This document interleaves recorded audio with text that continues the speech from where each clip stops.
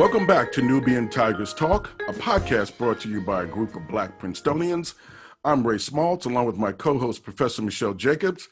And Michelle, last episode, we had Hans Hageman, class of 1980 on, and he, gave us a little bit of background about his nonprofit group called Land to Learn, and it was a fascinating episode.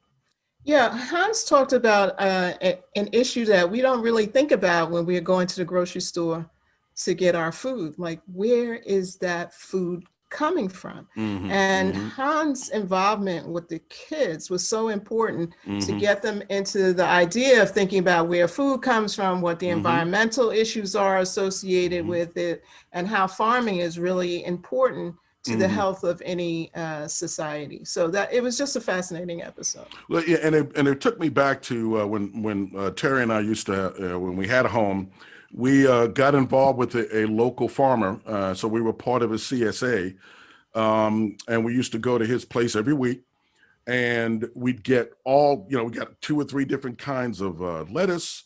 He had tomatoes, carrots, potato. I mean, he had everything.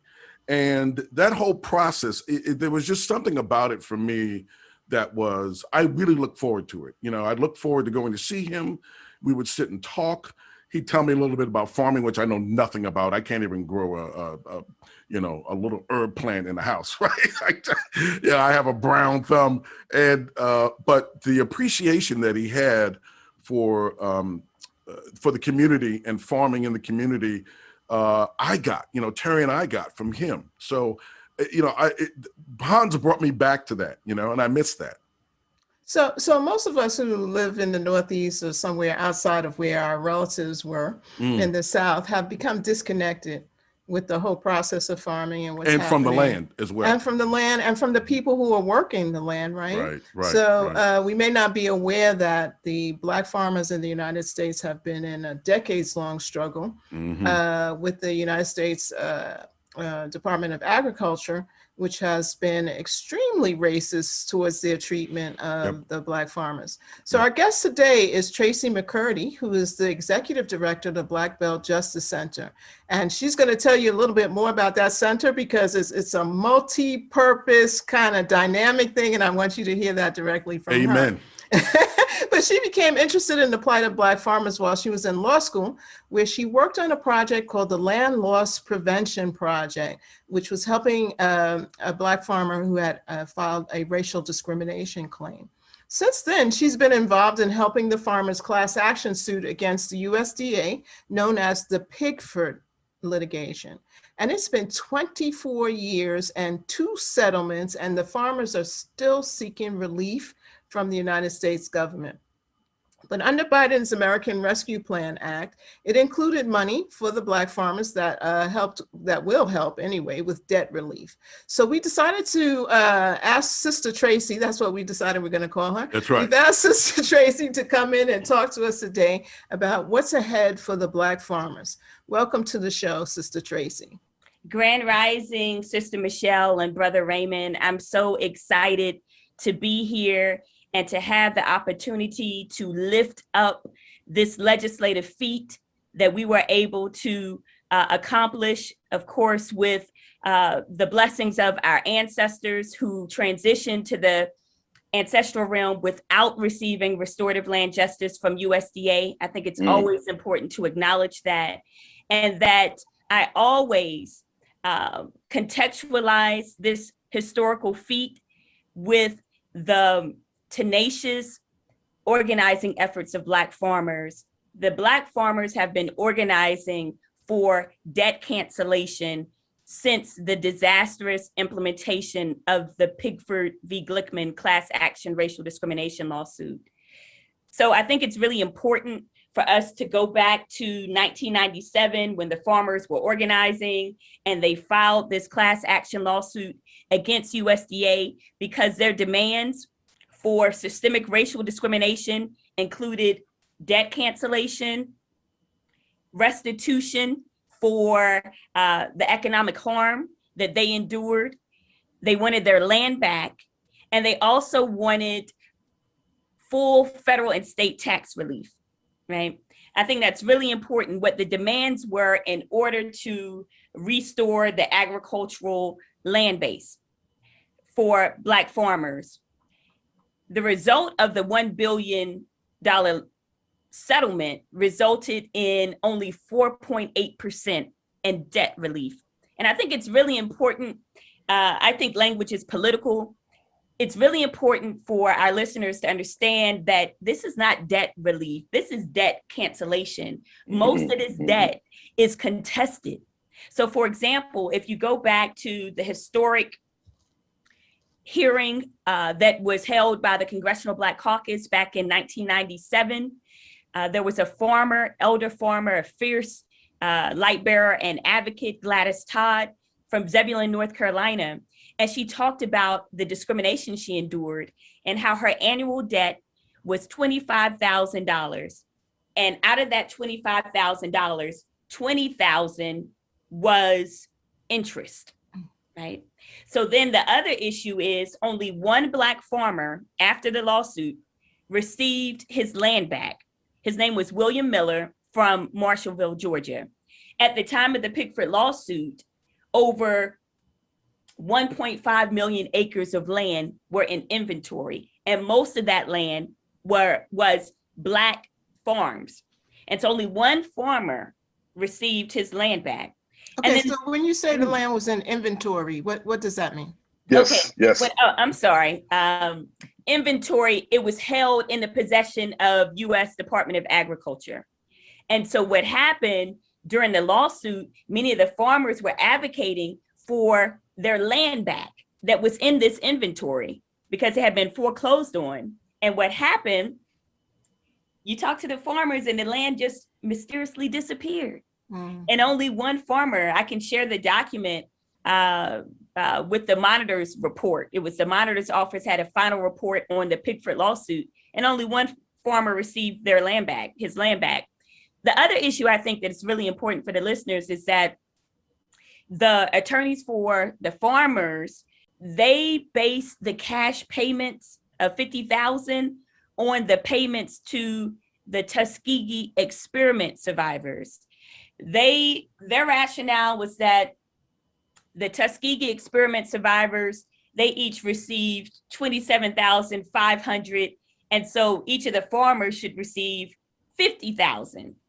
Now, again, at the same time, there was an attorney, fierce advocate, Stefan Bowens, who was executive director of the North Carolina Association, the North Carolina Association of Black Lawyers Land Loss Prevention Project out of Durham, North Carolina, where I'm from. And he spoke to a professor at North Carolina A&T, also my alma mater, and Aggie Pride, Dr. Donald McDowell, who provided research that in order for Black farmers to re-enter the agricultural industry that had been pushed off the land, they would need at least $250,000. And that recommendation was disregarded. So again, I think it's important. This is the context to understand this historical feat that we were able to finally get the debt canceled. The Black Belt Justice Center, we got involved after we learned that our elders for the last 20 years have been representing themselves pro se in federal court without attorney representation in order to hold on to their farmlands. And so I think that's when you hear how courageous and tenacious our elder farmers are, many of them are 70 years old, 80 years old, fighting these battles with USDA. And so that's how we knew that we needed to get involved. And we didn't want to just get involved through the narrow lens of legal advocacy, right? We knew that we needed to have an ecosystem approach to challenging USDA. And so that's when we launched the Black Farmers Appeal, Cancel Pickford Debt campaign. So our campaign is comprised of attorneys, researchers, the elder farmers, of course, musicians, heritage quilters, fiber artists. And that's how we were able to what we hope to soon be able to do, which is to run this victory lap and listen to Coco Taylor on some of this liberated Black land in the South. Eat some barbecue. That's our plan. But, you know, right now we have, as one of the farmers said, we are at the 1 yard line. Not yet. Victory is not within reach. And so our major challenge right now is implementation with USDA. Before we get to that, sorry, Ray, before we get to that, can you give us an idea of some of the things the USDA was doing to the farmers that caused them to have to file the lawsuit? USDA, and what's really sad about the Pigford lawsuit, when we really study and sit with the aftermath, one of the things that the attorneys for the Black farmers did that really compromised the ability of the farmers to receive justice is that they negotiated away discovery. And discovery is so fundamental to American litigation. And so when they negotiated away discovery, then the burden was put on the Black farmer to find a similarly situated white farmer that had not been discriminated against in order to prove their claim.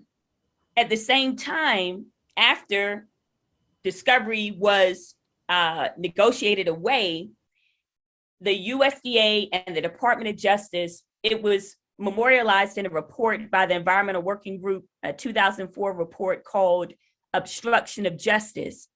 The Department of Justice invested $12 million and 56,000 hours challenging the Black farmers on their claims after their own attorneys negotiated away discovery, right? Consequently, 6,906 Black farmers were denied outright. So I think it's really important to lift this reality up when we talk about what happened when they negotiated away discovery and what were the consequences of that. So we never had a Truth and Reconciliation Commission. No one really knows the criminality, the extent of the criminality that USDA engaged in against the Black farmers. But I can share, they would deny loans, they would delay loans. Instead of providing the loans in the planting season, they would wait and provide it in the harvesting season to undermine and sabotage the profitability of Black farmers. Many of our Black farmers had what they called supervised accounts. And so the loan was approved, but in order for our farmers to access those resources, they had to travel sometimes 60 miles to the USDA loan officer in order to get his or her signature in order to access those funds. And so the farmers talk about having to drive 60 miles to get to the FSA office only for the loan officer to be away on a lunch break. So that happened numerous times. Again, just really frustrating the process. I also want to lift up the issue. One of the elder farmers, his name is Bernard Bates from Hill City, Kansas. His grandfather was an exoduster. So he actually settled in Nicodemus, Kansas. He received 200 acres under the Homestead Act of 1862, which is unheard of. Not many Black folk received that. And so Brother Bernard Bates was able to build on those 200 acres. He grew his farm to 950 acres. That's when he started to experience discrimination with USDA. He wrote at the time, this is 1983, he wrote his senator, Bob Dole, and then he also wrote President Ronald Reagan. Reagan responded, if you know this in Black agrarian history, in 1983, Reagan dismantled the Office of Civil Rights, the very arm, the investigative arm to investigate discriminatory complaints. So they dismantled it, stripped it down where there were no investigators. And so what happened with Brother Bernard Bates, he lost his 950 acres of land. He still owes $200,000 to USDA. He went through the Pigford process and he provided documentation that there was collusion between the FSA office, the local credit association, and the land bank. And he still was denied recovery under Track B for actual monetary damages, right? So those are just some of the examples of the discrimination. And one of the things that we did, there are two African proverbs that our work is grounded in. One is, the axe forgets what the tree remembers. The axe forgets what the tree remembers. And the trees are our farmers, right? They had the collective memory. And then the other one is, until the lion has their own historians, the history of the hunt will always glorify the hunter. And that's why it's so important to be on your show and to really amplify the tenacious resistance of our Black farmers, but also the suffering. Because again, we have to think the Pickford v. Glickman class action racial discrimination lawsuit was the largest class action racial discrimination lawsuit in this country. Yet it resulted in unconscionable debt, the threat of foreclosure, and no legal recourse for our Black farmers to save their farms, right? How could that happen? How is this the remedy for restorative land justice for Black farmers?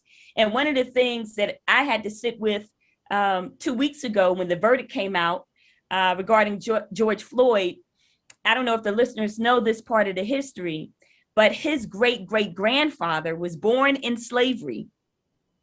And during Reconstruction, he acquired over 500 acres of land in North Carolina. And due to white domination, criminality, and collusion, he lost the land.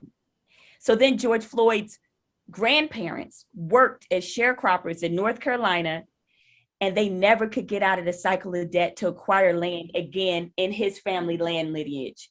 And I think making that connection to land and our sovereignty is so important. Yes, that's when we look in the totality of what happened with Brother George Floyd and his life and the suffering. Right. No, I didn't know that. That was news to me. That's fascinating.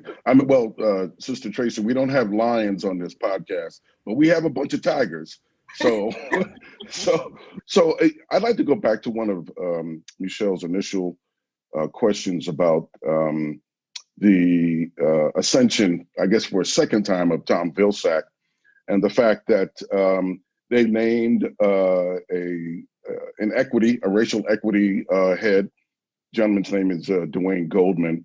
And also, I believe she's pending confirmation, but Jewel Brana will be the deputy secretary under Tom Vilsack.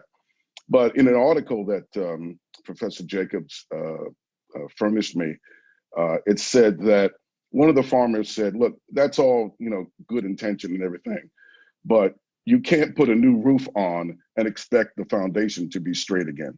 Meaning, just because Vilsack and you have a couple of Black folks that are going to be underneath him are part of the agriculture department, that things are going to change at the USDA. Structurally, Tracy, what has to happen for there to be far more equity dispensed to Black farmers by the USDA? I love that question. And in fact, I think it's really important when we look at the American Rescue Plan Act. Again, the debt cancellation of $5 billion was the first necessary step to restorative land justice in this country. But the reality is, currently, Black farmers comprise less than 2% of all US farmers, and European Americans own over 98% of the farmland. So when we talk about dismantling what the farmers call USDA, the last plantation, we really need to start talking about the inequity of the supports, the subsidies to white farmers as compared to Black farmers. In the American Rescue Plan Act, $30 billion was allocated to the tribal nations. And we are, again, going back to USDA saying, we also want that level of commitment to Black farmers. So one of the issues that we have, particularly, you are aware that under President Donald Trump, there was a New York Times article that came out last fall. $46 billion was funneled to mostly white corporate farms. Much of that money was funneled through the Commodity Credit Corporation. Now, the Commodity Credit Corporation goes back to 1933. I think it was established. Some of the elders say that it's a limitless pot of money. But Trump was able to direct funds to white farmers. And currently, President Biden is looking to direct some of those funds to pay farmers to sequester carbon under climate smart agriculture. Our demand is that a portion of that 30 billion fund, which is replenished, that's what's authorized, but it can always be replenished, that it should go to Black farmers for us to determine how best to use it to restore the food and fiber land base. And I think another piece of history that's really important about the Commodity Credit Corporation Fund is that Oliver North also tapped into this money during the Iran-Contra scandal. And so then it was used to destabilize, as we know, the Sandinistas and the Nicaraguan government. So I think that also is an important focus for Black folk, because we also know then what also happened with that money and how it destroyed the Black community with the influx of drugs. So that is something that I really think that we need to focus our attention on. And then the issue with the Equity Commission, on our website, we created a community archives because, again, it was really important for us to re-educate the community on the injustices of the Pickford lawsuit and to remove this miseducation fog that is hovering over collective memory and the historical record. And we have reports that go back to 1965 that document pervasive racial discrimination within USDA. And so when I hear that our imagination, again, is talking about another equity commission, we've done that. Right now, it's time to follow the money. And that was what was really important for us in our organizing efforts. Initially, we tried to seek relief, the debt cancellation through the Justice for Black Farmers Act, but we knew that we needed 10 Republicans actually to pass it. And we didn't know if we could pull that off. Good luck with that. I know. So Grandma always said to be Brer Rabbit. So that's when we started looking at the budget reconciliation. And one of the elders said, let's just work on this. Everybody go on vacation. And in 2 weeks, it'll be done. We don't want a lot of folks to even know what we're doing, because if we do, it'll end up like the minimum wage, right? And so, again, we worked in collaboration with Senator Warren, Senator Booker, and Senator Warnock.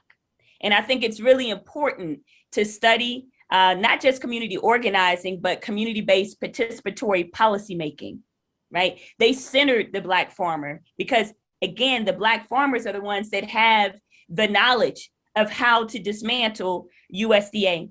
And so that's what we have actually put in our letter. We wrote a letter to Secretary Thomas Vilsack outlining how we need to implement the debt cancellation provisions as swiftly as possible. We also demanded that the implementation process center Black farmers, that it's an inclusive process rooted in the values of respect, humility, knowledge democracy, shared decision-making with respect to the 1 billion allocation. And then, of course, we want the Black farmers, the legacy and the landless, to be prioritized with respect to the 1 billion allocation through land acquisition, financial compensation, and grant making. So those are our demands. And so there's still a lot of work to be done. I think the panacea is in the Justice for Black Farmers Act. We lay out a robust policy plan there, as well as the plan we collaborated with and co-created with Senator Elizabeth Warren when she was running for president. I think all of those are serve as a compass to how we move forward with dismantling institutional discrimination. But I think the most important thing is for us to have sovereign sanctuaries. That was the vision of our ancestors when they were demanding 40 acres and a mule. And that's what we need to revisit. That's how we acquired 16 million acres of land at the height of white terrorism in 1910. And so that is the vision. Again, I can't exalt our Black farmers enough, because that's why they have been going into federal court and fighting for their family farms, because they understand that their sovereignty is in the land. So that's an interesting point, Sister Tracy, because in the bill, if I understand it correctly, there was some money allocated to support college programs for farming. And this is one of the things we talked to Hans about in the last episode. How can we make sure that farming remains a viable opportunity for our kids, our college kids, and for our young Black farmers who want to do that as a living? So from where you sit, how does that all look today? That's another excellent question. And I think it's one that the Black community has to wrestle with, this tension between what I call the nonprofit scarcity complex, the needs of our beloved 1890s, of course, and the needs of our farmers. And so Pickford, the lawsuit, Pickford 1 and 2, they were both debacles in that it did not bring restorative land justice to Black farmers. Most Black farmers now, they don't need a loan. I mean, to really provide equity to Black farmers, they need access to non-extractive capital to create the infrastructure. Many of our Black farmers, particularly the Pickford farmers, have not been able to stand in their own freedom dreams for the last 20 years because of this shackle of debt. They have not been able to access credit with USDA or any other traditional lender, right? They've been barred from that because of this debt. Moreover, one of the elder farmers that we represented in federal court, Brother Eddie Slaughter, he's 70 years old, from Buena Vista, Georgia, double amputee, blind in one eye, and USDA over 9 years offset his peanut subsidy, his Social Security, and his disability, amounting to $41,000. So this is what they did. This is also the legacy of the Pickford lawsuit, that not only did they bar Black farmers from accessing credit, right? They also offset them. They ruined them so much financially that they could never get out of it. It really was another form of sharecropping and tenant farming when you really sit back and look at it holistically, what happened, right? And so I think that what is required now is for the Black community, that's why we're really advocating for this community-based participatory framework to discussions around the 1 billion, right? How and what does that, those debates and those dialogues, what does that look like? So for example, some of the Pickford farmers, when we talk about their freedom dreams, they want to explore hemp production. They want to explore solar energy production. We have farmers, sugarcane farmers in New Iberia, Louisiana, 5 generations of sugarcane farmers.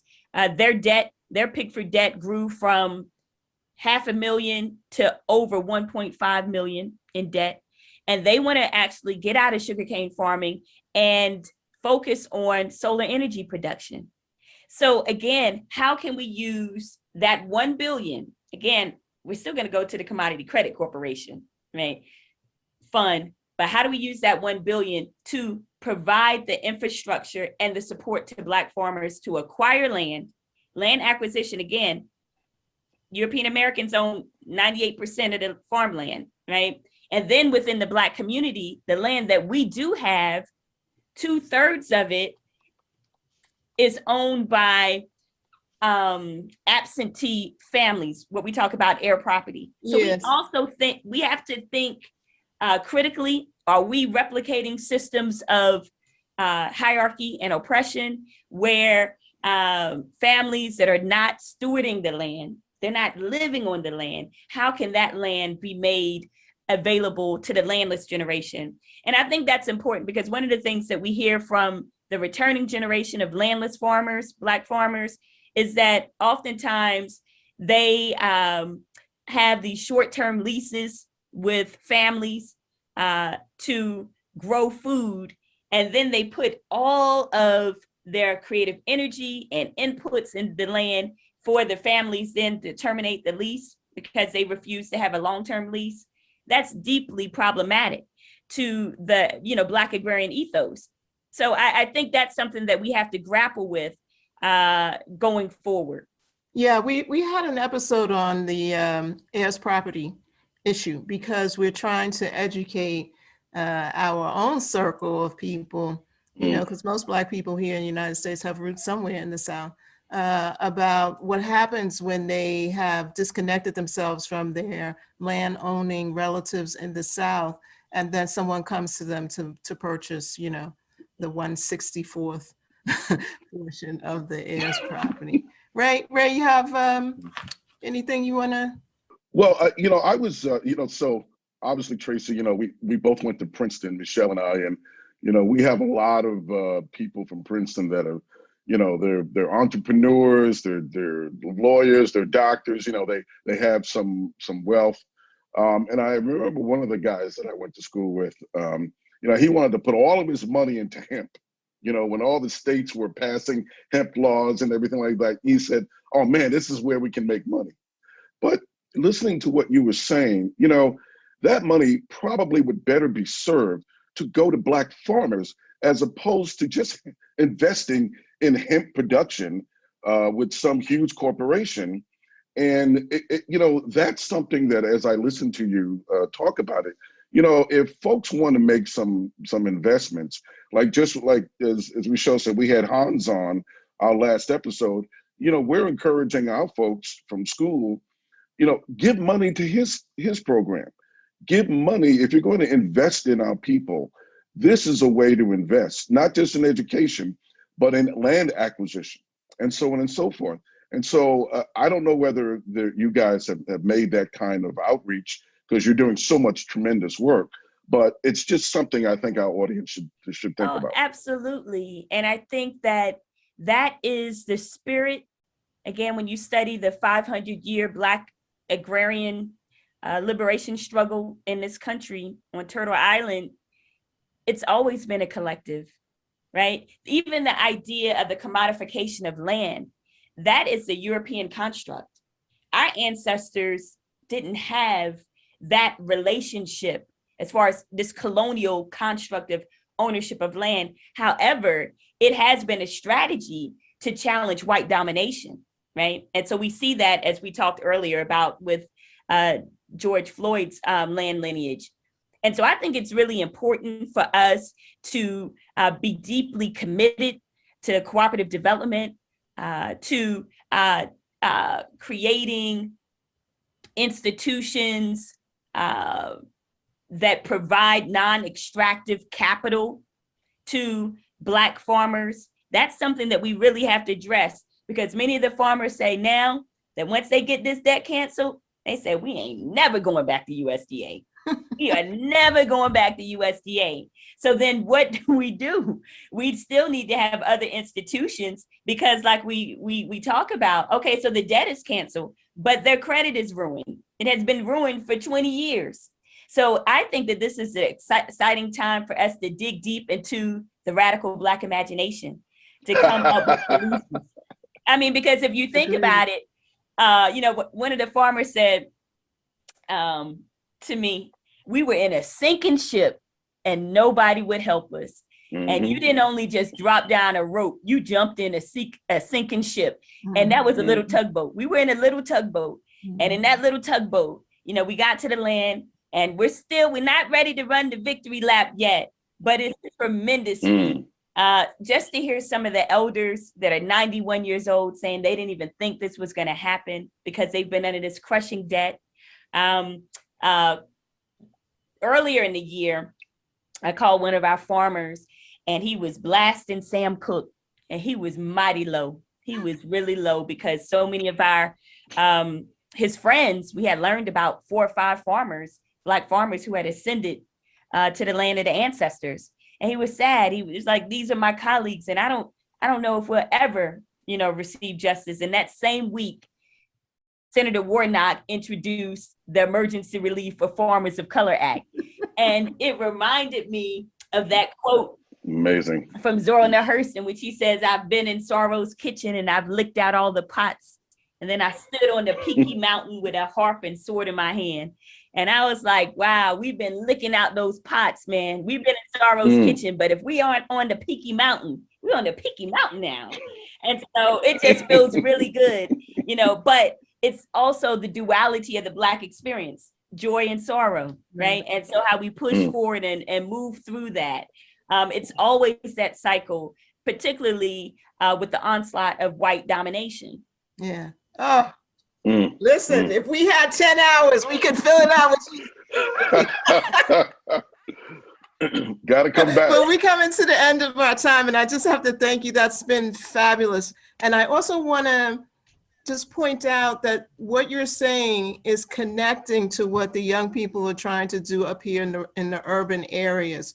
They are talking about community participatory budget decisions. They're talking about the things that you're talking about. And if we can use this moment to weave all the pieces of our communities together so that we can march forward strong and unified, that's the dream that I'm trying to hang on for. So absolutely. Thank you so very much for coming on the show. And we're gonna keep tracking out and following what's going on with you guys. We're gonna celebrate. We're gonna send an open invitation. We're gonna have a caravan. We're gonna start in Louisiana, then we're gonna go to South Carolina. We're going to celebrate on 1.5 million acres of liberated Black farms. Love it. Thank you so much, sister, and best of luck to you guys, and we'll have to stay in touch. Thank you. So we'd like to thank Tracy Mccurdy, Executive Director of the Black Belt Justice Center, for all of her insight on the ongoing fight for fairness and restitution from the U.S. government on behalf of the Black farmers across this country. Be sure to look for the next episode of Wake Up with Nubian Tigers Talk as we delve into the state of criminal justice reform in America. So if you enjoyed what you heard today, visit our website, nubiantigerspodcast.com. In addition to the podcast, we also post a resource page for each subject to provide additional sources of information. Follow us on Twitter. Our handle is @NubianTigers, written as one word. We're also on YouTube on the Nubian Tigers Podcast channel. Our podcast is hosted by Anchor.fm, but if you have a favorite podcast app, we're probably on it. Just look for Nubian Tigers Talk. Looking forward to sharing some knowledge with you next time. Wake up, wake up, wake up.